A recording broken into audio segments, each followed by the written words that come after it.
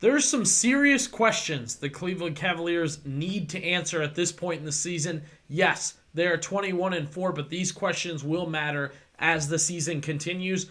You're going to help me answer them. Hey everybody, Billy BB back with you on Cavs Digest. Excited to get back at it. Cavs Digest is booming right now. The subscribers continue to go up, up, and up. More and more videos getting pumped out. Look, if you've watched videos before, if you've watched what we've been doing on this channel and you haven't subscribed, it's time. Stop messing around and subscribe. If this is your first video, beat those guys out. The ones who haven't subscribed, beat them out right now and be a subscriber right away. We've got a lot of content coming out right now. Cavaliers losing to the Miami Heat yesterday, but dominating the Charlotte Hornets the day before. We'll jump into both of those. I have some questions surrounding the Cleveland Cavaliers that I think need answered as the season goes on, and we're going to jump into that in just a second.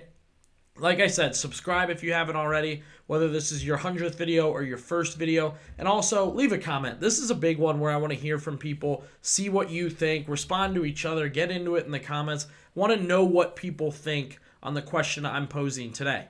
Now, big Saturday for Evan Mobley and the Cavaliers. Mobley, obviously, with that 40-plus point game, 10 rebounds. He was really, really awesome. Really, really fun to watch, along with being awesome. Tough one against Miami, but hey, it's a back-to-back long road trip. Some of the guys might have went out. I don't really know how the Miami scene affects them, but kind of raised the question for me. As the Cavaliers, and they sit at 21-4, top of the Eastern Conference, as the season continues, who is the Cleveland Cavaliers' second best player? Who is their number 2 option? Who should be the yin to Donovan Mitchell's yang? Because I still believe Donovan Mitchell is both the best player on the Cavaliers and one of the top 10 players in the NBA, so on and so forth. We don't need to get into Donovan Mitchell's resume. That's not what this video is going to be for. Now, Evan Mobley, Darius Garland. That's what it comes down to, right, for the number 2. Jarrett Allen is a rock. Jarrett Allen is stable. He is terrific, and I think he is an all-star, but that is where he will be probably in that. Maybe you can debate he's third. I don't know, but he is 3 or 4. He is not the second best option on this team, in my opinion. I'm putting that away right away. Debate me on that if you want, I guess. But talking Mobley, talking Garland, who is the number 2 for the Cavaliers?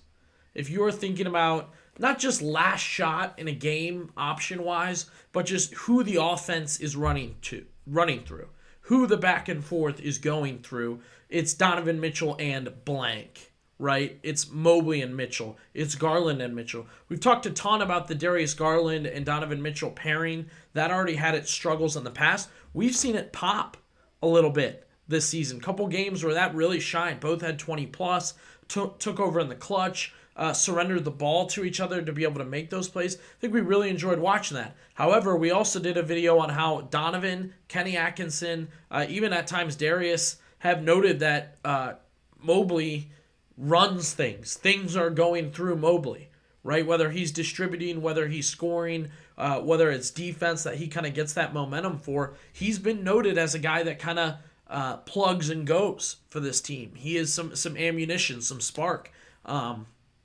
So that leaves the question, right? Who should be the number 2? Because I think it's important as this season goes on, and especially in the playoffs, you need to establish your big 2. I think it's great the Cavaliers can have different guys scoring every night. I don't know if you people may have noticed that stat where the Cavs have a different leading scorer every game and never back-to-back. But I think it's important to establish who would be the number 1 and who would be the number 2. So this season, looking at Darius Garland, who undoubtedly has had a terrific season. I called him out going into this year. I had some real issues with him last year, and it's been further explained his struggles, but I still kind of laid it out there and said, all right, well, Darius Garland still needs to play really, really well. Cavaliers need it. He needs it. They pay him well enough, and I think he's been great.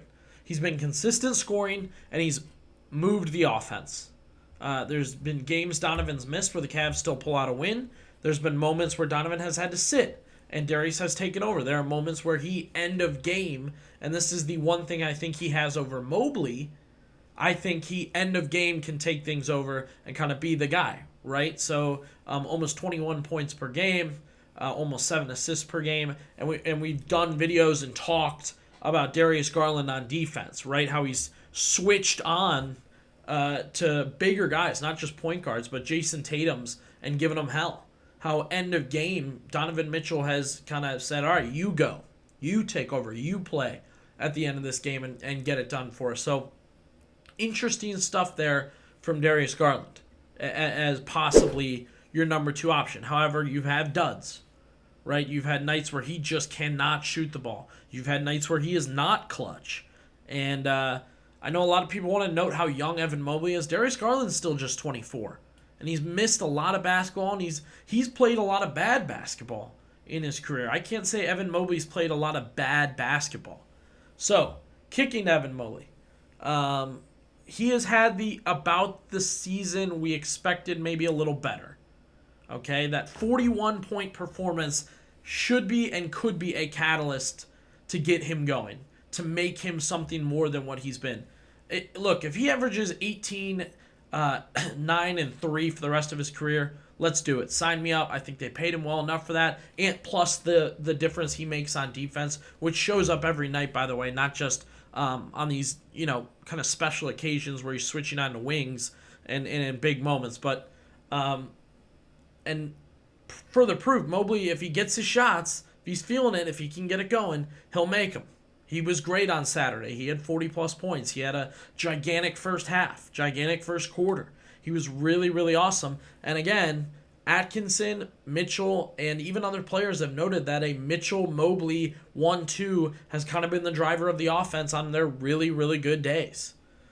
This is such an interesting debate for me, because who is the number 2, right? I still think Jarrett Allen is automatically the 4, the 3. That's just my opinion there. But you let me know down in the comments. Who is Donovan Mitchell's 1? Come on, don't disagree.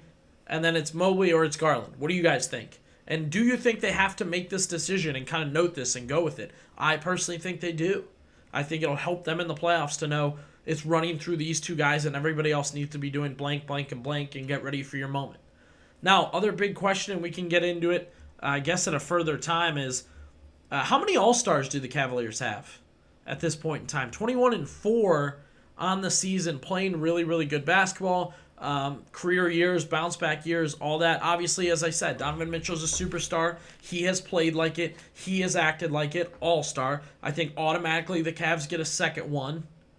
Do they get a third? Do they get a 4th All-Star? I will note, Franz Wagner hurt.